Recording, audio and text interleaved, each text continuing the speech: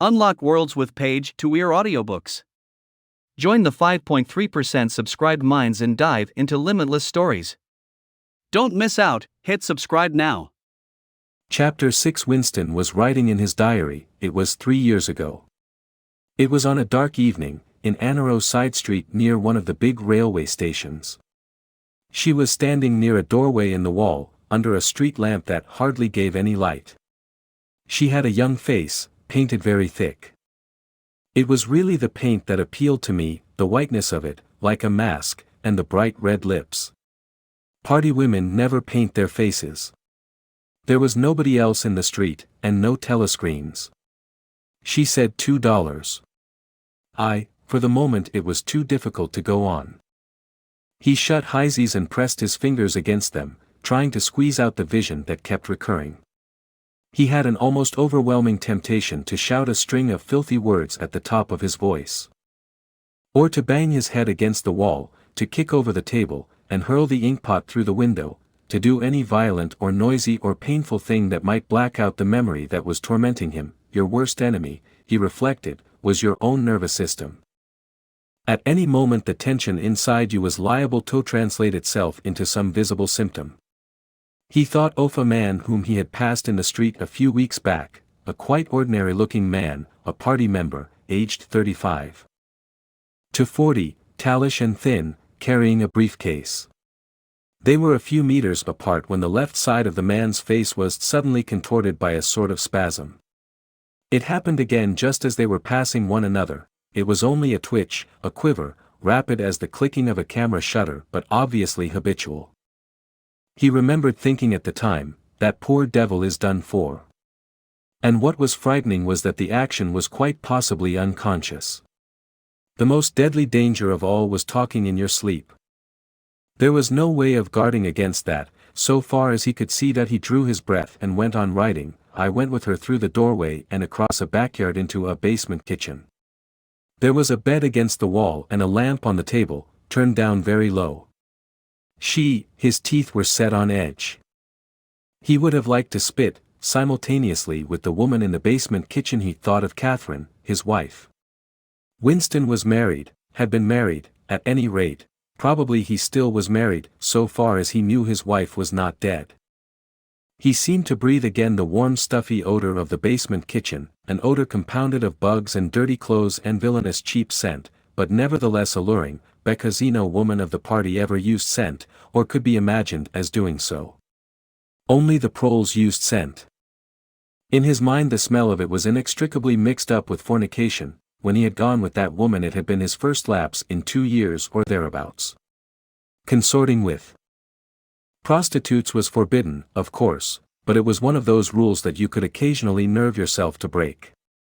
It was dangerous, but it was not a life and death matter. To be caught with a prostitute might mean 5 years in a forced labor camp, not more, if you had committed no other offense.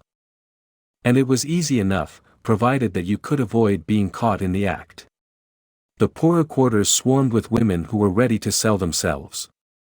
Some could even be purchased for a bottle of gin, which the proles were not supposed to drink.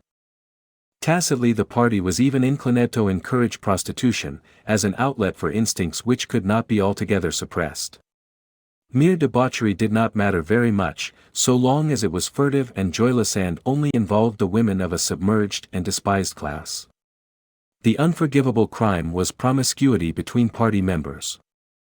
But, though this was one of the crimes that the accused in the great purges invariably confessed, it was difficult to imagine any such thing actually happening. The aim of the party was not merely to prevent men and women from forming loyalties which it might not be able to control.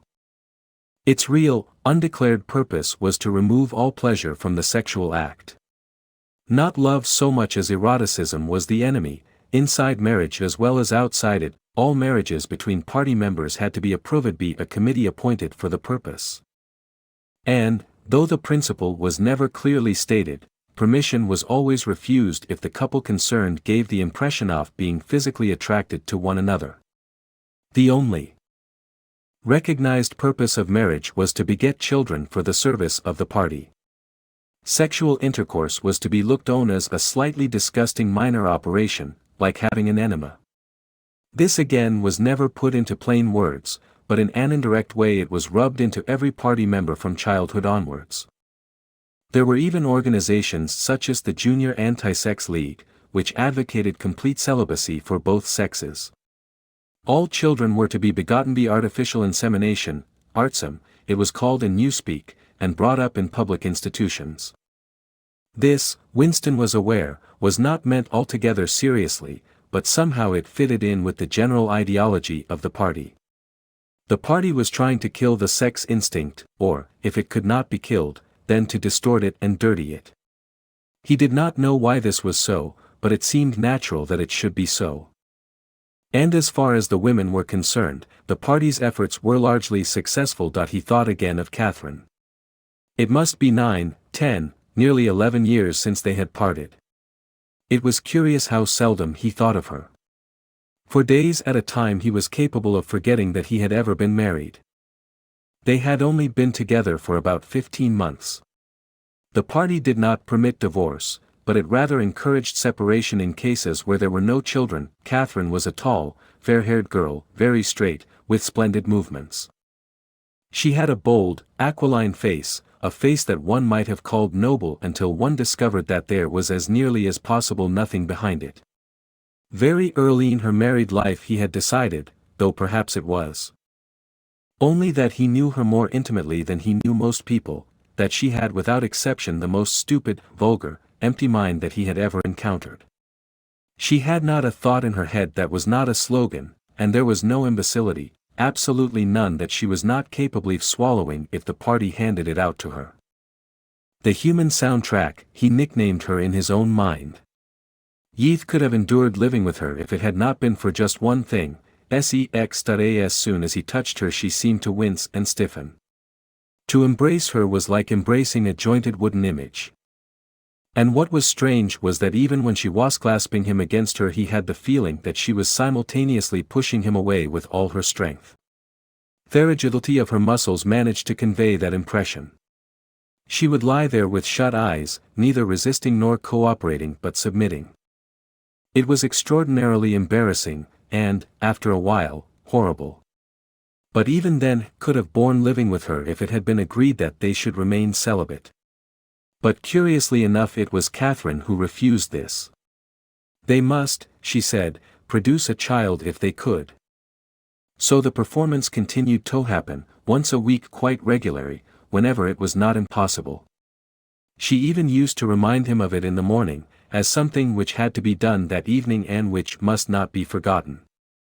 She had two names for it. One was, making a baby, and the other was, our duty to the party. Yes, she had actually used that phrase. Quite soon he grew to have a feeling of positive dread when the appointed day came round. But luckily no child appeared, and in the end she agreed to give up trying, and soon afterwards they parted. Winston sighed inaudibly. He picked up his pen again and wrote. She threw herself down on the bed, and at once, without any kind of preliminary, in the most coarse, horrible way you can imagine, pulled up her skirt. He saw himself standing there in the dim lamplight with the smell of bugs and cheap scent in his nostrils, and in his heart a feeling of defeat and resentment which even at that moment was mixed up with the thought of Catherine's white body, frozen forever by the hypnotic power of the party. Why did it always have to be like this? Why could he not have a woman of his own instead of these filthy scuffles at intervals of years? But a real love affair was an almost unthinkable event. The women of the party were alike. Chastity was as deep ingrained in them as party loyalty. By careful early conditioning, by games and cold water, by the rubbish that was dinned into them at school and in the spies and the youth league, by lectures, parades, songs, slogans, and martial music, the natural feeling had been driven out of them. His reason told him that there must be exceptions, but his heart did not believe it. They were all impregnable, as the party intended that they should be. And what he wanted, more even than to be loved, was to break down that wall of virtue, even if it were only once in his whole life. The sexual act, successfully performed, was rebellion. Desire was thought crime. Even to have awakened Catherine, if he could have achieved it, would have been like a seduction, although she was his wife, but the rest of the story had got to be written down. Hugh wrote, I turned up the lamp. When I saw her in the light, after the darkness the feeble light of the paraffin lamp had seemed very bright.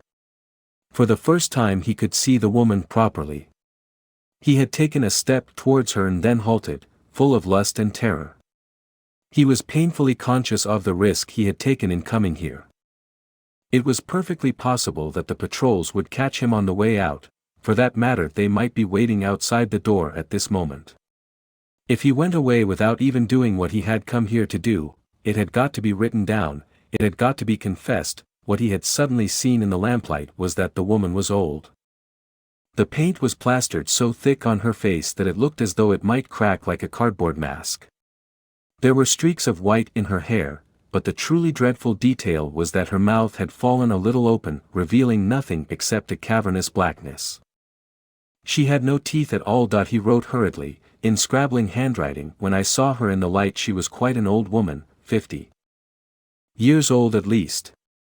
But I went ahead and did it just the same. He pressed his fingers against his eyelids again. He had written it down at last, but it made no difference. The therapy had not worked. The urge to shout filthy words at the top of his voice was as strong as ever.